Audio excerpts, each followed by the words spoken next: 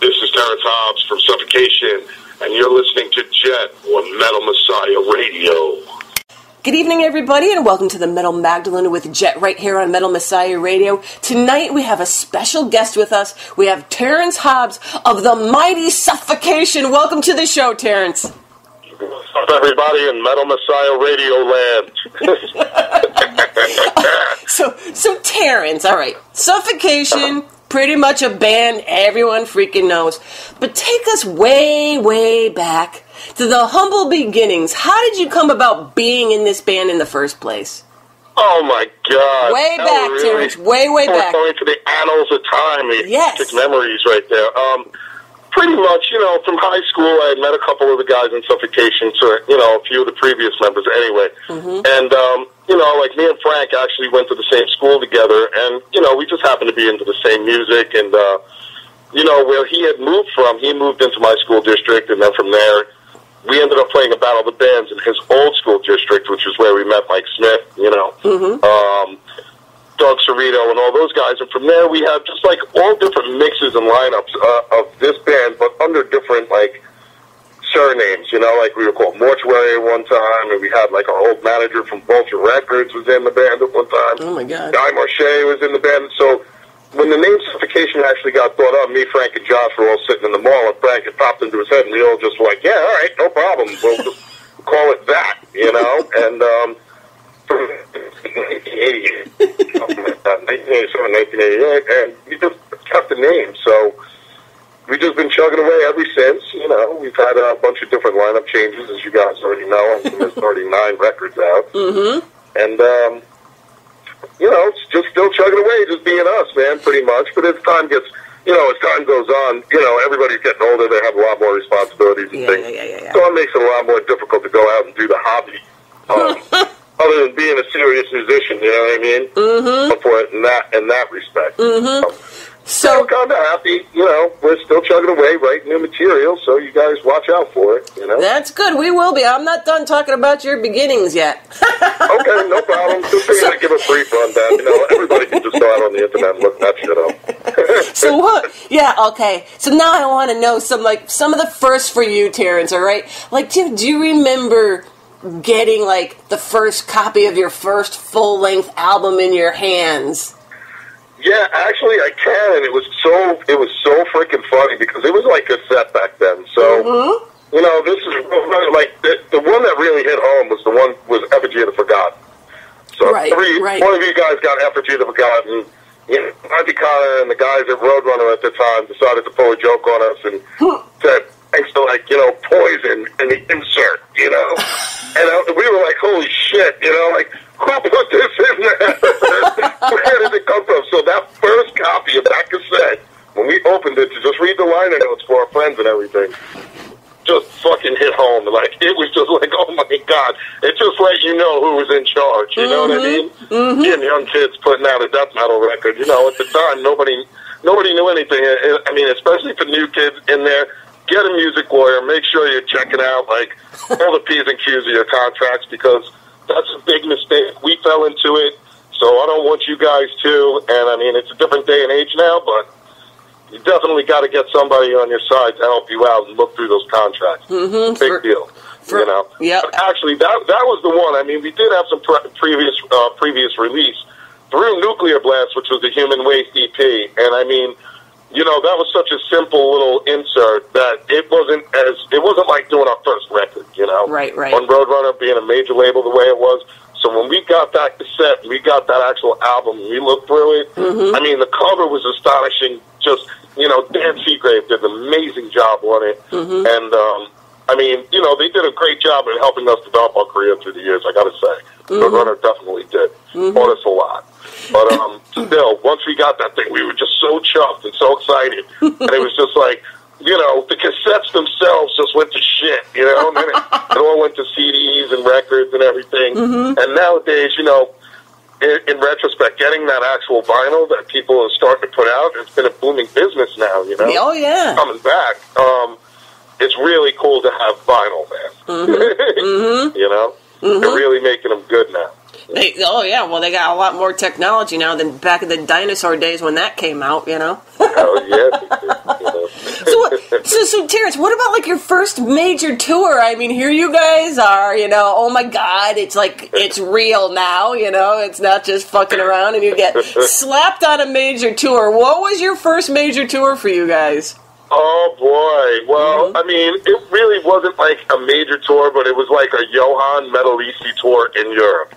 Wow. And that's the first time we went back there, I mean, I can't remember the year, but it was like around the same time as Immortal's Pure Holocaust album, let's put it that way. And it was just an unbelievable experience because the bus that we were in was seasoned by a million other bands that it was like ready to fall apart. Let's put it that way. In fact, it did. It got commandeered by the German government going through the hills, and next thing you know, I was touring in a 3-cylinder Fiesta for 5 days.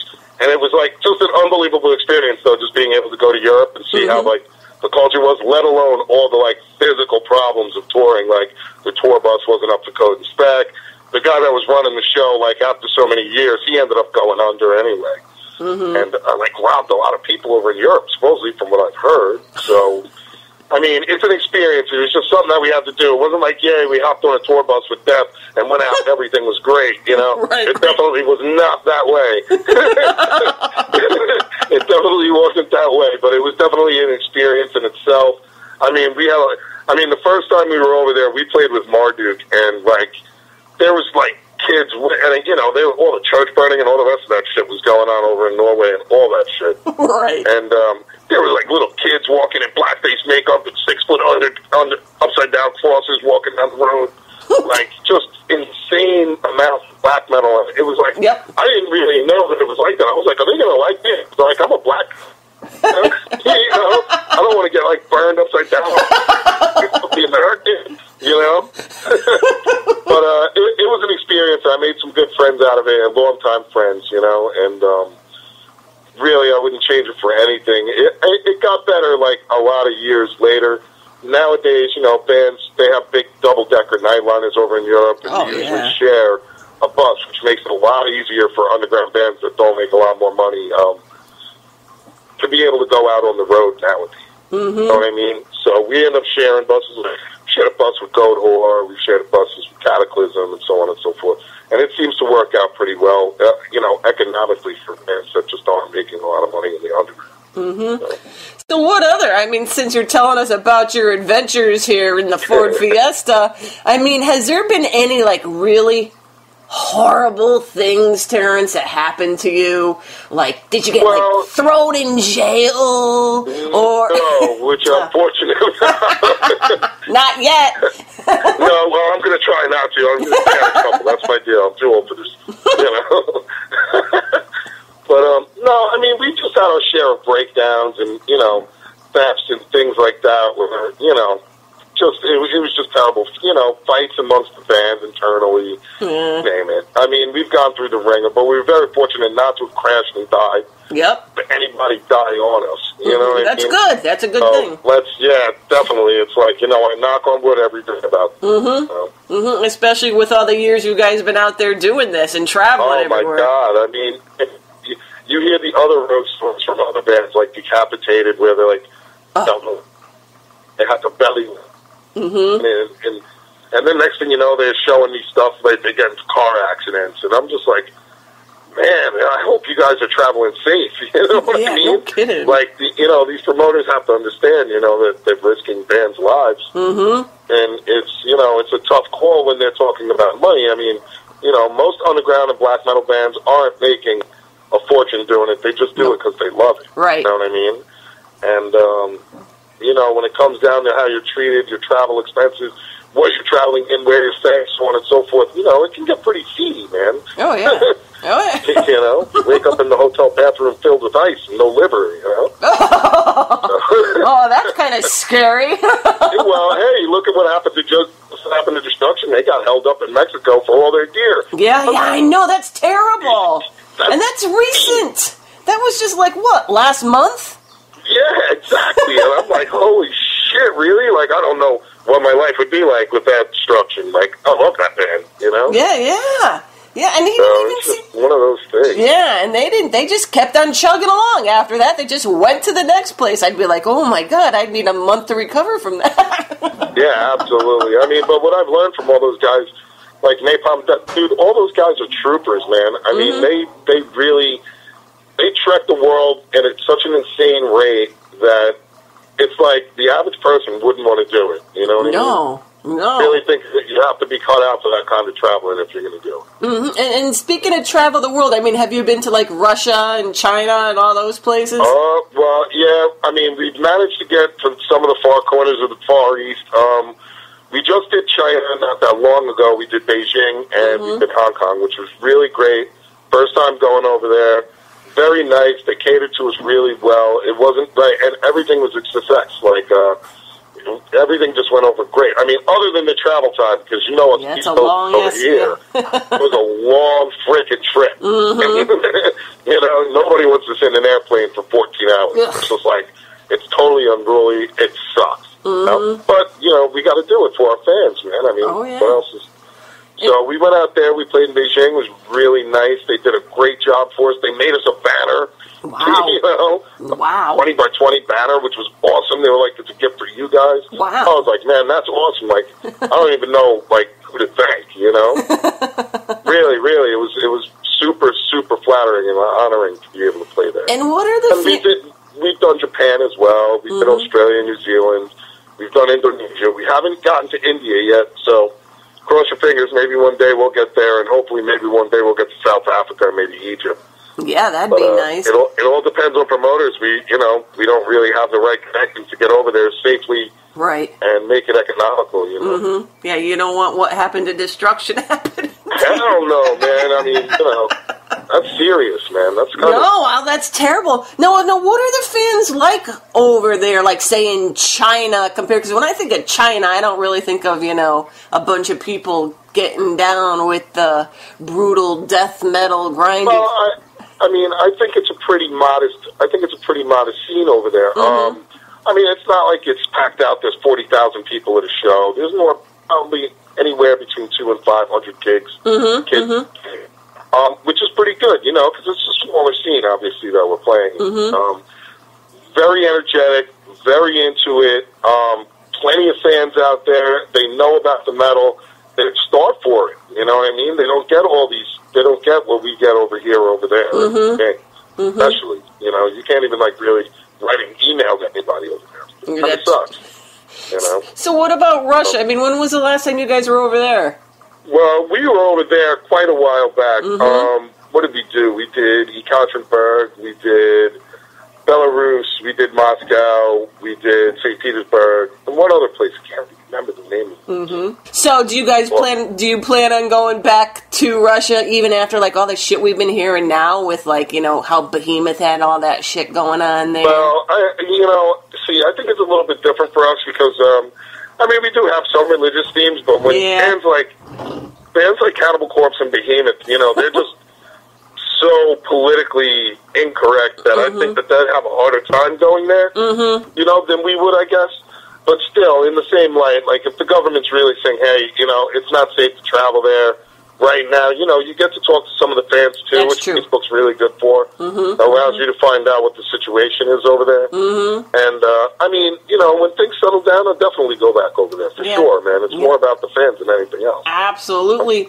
And now, what about, like, you know, when you guys are going over borders and shit? I always hear, like, the Canadian border is, like, such a pain in the ass to go over with all your shit. Do you guys ever have trouble with any of that shit, too? Oh, yeah. I mean, I caught a Dewey in, like, 1998 for 10 years. That thing didn't come off my record at the Canadian border. So it got to the point where I paid so many conditionals to just get back off of across the border that like the county man, he just pulled me out of the customs office and he was like, dude, you paid over $5,000 in conditionals.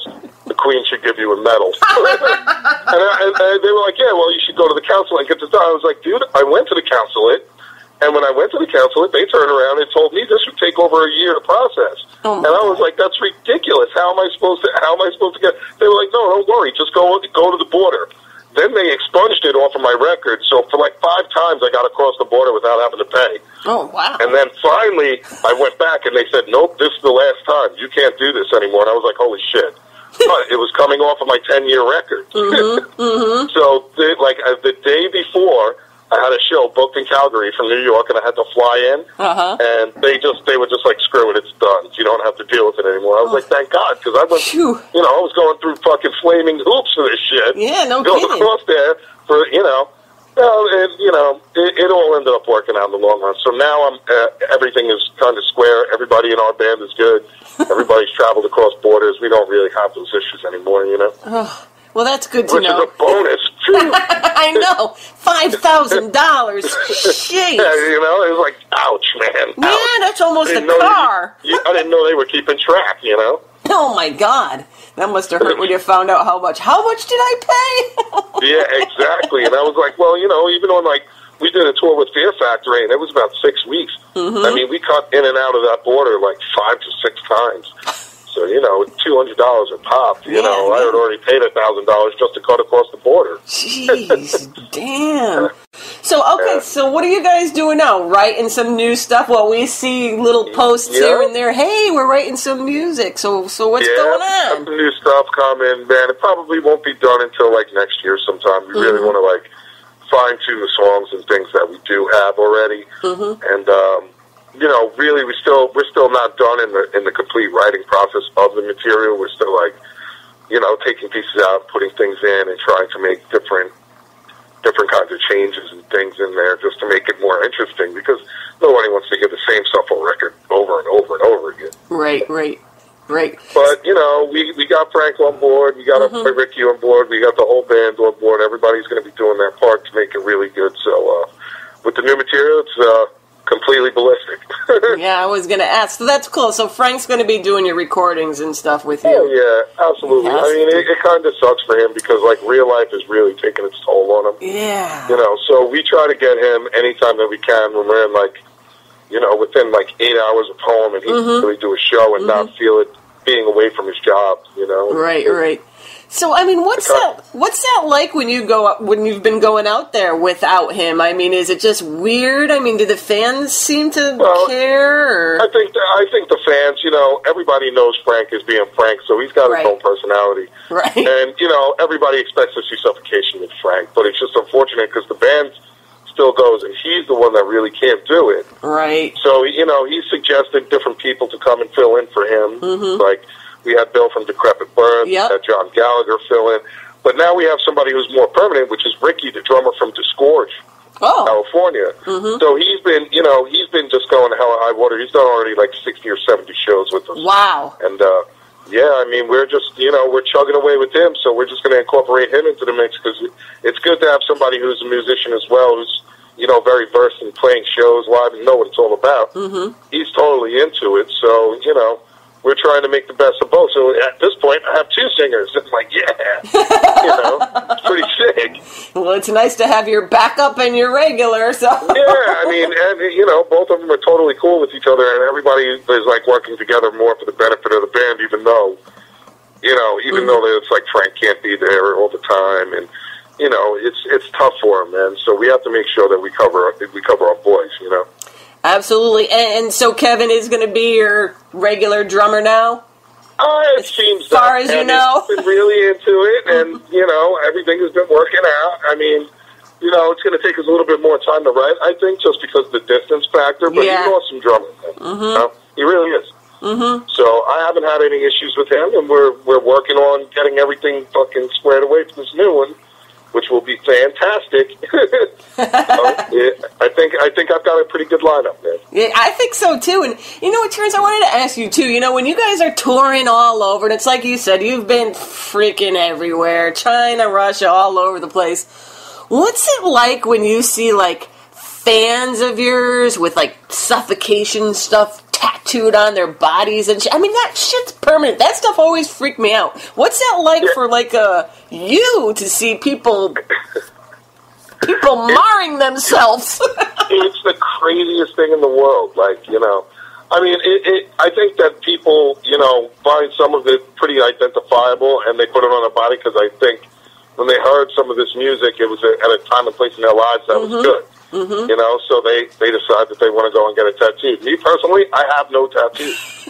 So it's kind of really freaky for me, because, you know, these guys go and they put that on their body, and I'm like, I really like the artwork, but I'm not thinking I'm going to tattoo it all over myself. So, you know, I always get my guys, because everybody else in my band has tattoos, every single person. Like, you know, you guys, we all go and take pictures of it and make sure that we can post it on our wall. And, you know, when the fans come, because it's really flattering that these people, like, would really go to those extents to turn around and actually scar it upon their body for the rest of the time. That freaks me. I don't have any tattoos either. As I'm the same way, like, I don't have any tattoos either. And when I see these people that have, like, these band things, I guess I could get it, like how you're saying, they identify, you know, at the time in their life, and they just want to be reminded about that and how they got through it and think about it and stuff. But goddamn, that's there forever.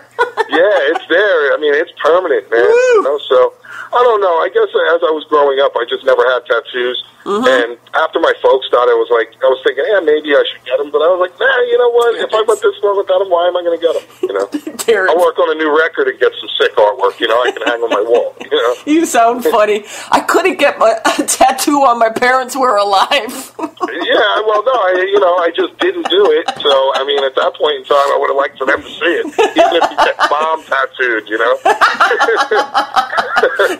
Oh man, that's too funny. But I lose with that one, so either way. But it's cool. I can live vicariously through everybody else. There you go, your whole band. So what do you guys got coming up for this year? I mean, do you got playing some festivals?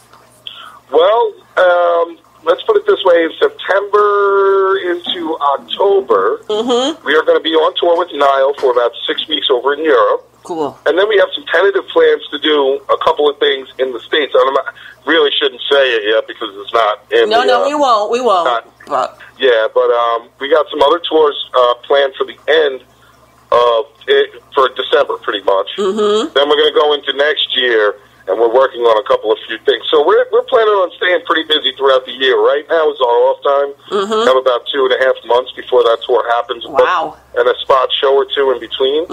But then from there, we're just going to, right now we're just buckling down, doing some more writing, and then we're going to hop onto that tour, do that tour with Nile, which is going to be awesome. I can't even wait to play with them. Yeah, it is. It's so freakish, it's me. You guys are going to have, like, both of your bands are going to have such great drummers on that tour, too, It's going to be fantastic. Oh, my God. Even wait, which is mainly the reason, like, we're not really doing too much festival stuff.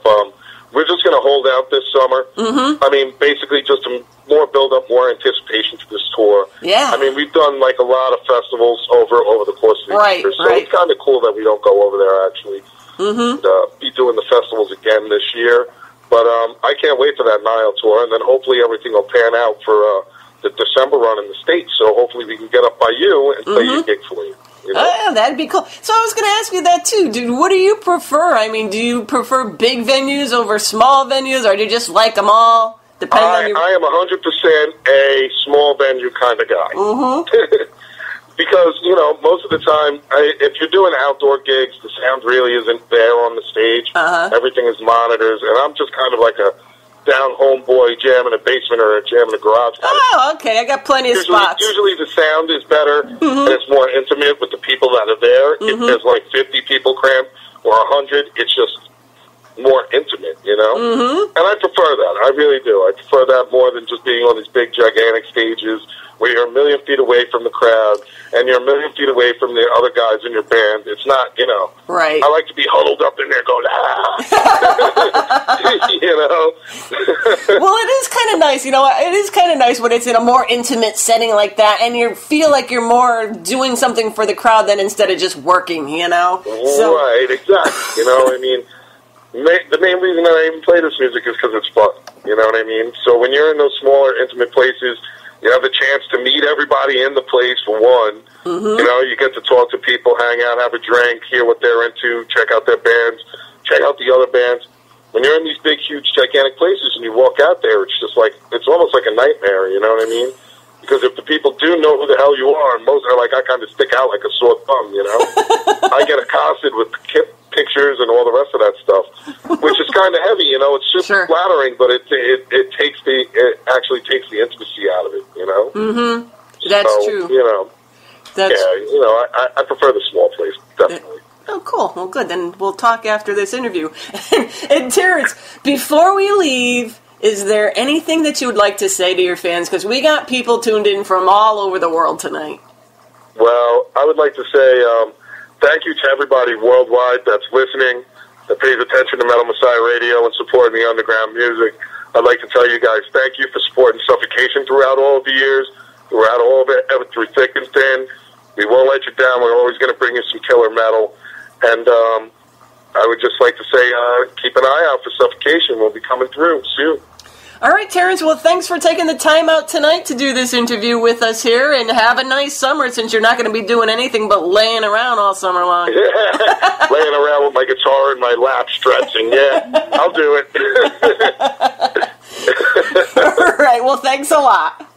Anytime, Jen, anytime.